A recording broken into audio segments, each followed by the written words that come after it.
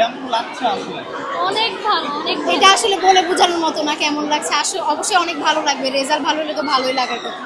এবং এটা হচ্ছে জীবনের মানে এমন একটা ফার্স্ট দিন, স্টেজ আর কি পার করলাম। জীবনের একটা প্রথম বোর্ড পরীক্ষা পার করলাম, অবশ্যই ভালো লাগছে, রেজাল্টটাও আমাদের ভালো হয়েছে আলহামদুলিল্লাহ। আমাদের দুইজনের রেজাল্টই আলহামদুলিল্লাহ অনেক ভালো হয়েছে। রেজাল্টটা কি? আমরা জিপিএ 5 পেয়েছি জলদি। আচ্ছা, রেজাল্ট পাওয়ার আগ মুহূর্তটা কেমন অনুভূতি হয়েছিল এবং গত রাতে ঘুম হয়েছে? ঘুম তো হয়নি আসলে, সারা রাত ধরে নামাজ পড়েছি। মাও খুব টেনশনে ছিল, ভাইয়াও খুব টেনশনে ছিল। সবাই মিলে আল্লাহর কাছে খুব করে চাচ্ছিলাম যাতে জিপিএ 5টা আসে।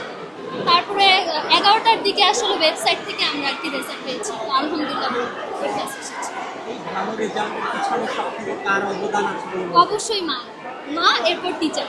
আচ্ছা, মেয়েরা তো বাবাকে বেশি ভালো লাগছে, সেখানে আজকে দেখলাম আপনাদের কাছে ম্যাক্সিমাম মেয়েরা মাকে বেশি সাপোর্ট করছে। বাবার জায়গা থেকে বাবার দায়িত্বটা পালন করে, কিন্তু বেশি কষ্ট আসলে দেখা গিয়েছে আমার ক্ষেত্রে আমার মাই করেছে। আমাকে স্কুলে আনা নেওয়া, কোচিংয়ে দিয়ে আসা, সব ক্ষেত্রেই আমার মাই বেশি করেছে। শিক্ষার্থীরা তো এখন বেশিরভাগই সোশ্যাল মিডিয়ায় ডুবে থাকে, সেই জায়গা থেকে এত ভালো রেজাল্ট কিভাবে? সোশ্যাল মিডিয়ার পাশাপাশি তো আসলে ভালো রেজাল্ট করা যায়।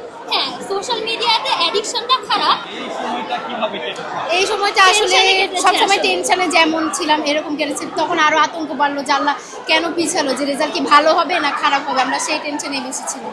প্রস্তুতি নেওয়ার সিস্টেম আসলে এটা তো অনেক বড়, এখন এখানে এক্সপ্লেন করাটা কঠিন আসলে।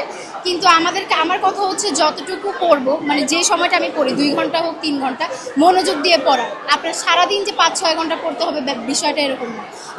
যারা মেধাবী আছে আলহামদুলিল্লাহ তাদেরকে একটু মনোযোগ দিয়ে সময় দিলে আসলে হয়ে যায়। তো আমার ক্ষেত্রে আমি করেছি যে যতটুকু পড়েছি, যে সময়টা লাস্ট মোমেন্টে খুব মনোযোগ দিয়ে আমি পড়ার চেষ্টা করছি, এই জন্য আলহামদুলিল্লাহ আমার রেজাল্টের ভালো হয়েছে। কোয়েশ্চেন আসলে তুলনামূলক হার্ডই হয়েছিল, আর হচ্ছে বেশিরভাগ কোয়েশ্চেন যেমন আমাদের হায়ার ম্যাথের কোয়েশ্চেনই প্রায় 14 নম্বরের মতো ভুল ছিল।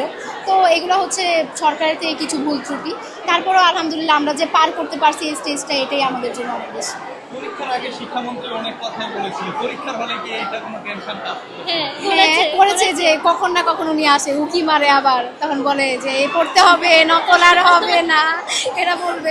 কিন্তু আমরা আসলে ওরকম পরিস্থিতি, হ্যাঁ সিসিটিভি ক্যামেরা ছিল, বাট ওরকম হার্ড ছিল না। আমরা তো preparation নিয়ে আমাদের প্রিপারেশন আলহামদুলিল্লাহ ভালো ছিল দেখে আমাদের কাছে অত কঠোর মনে হয়।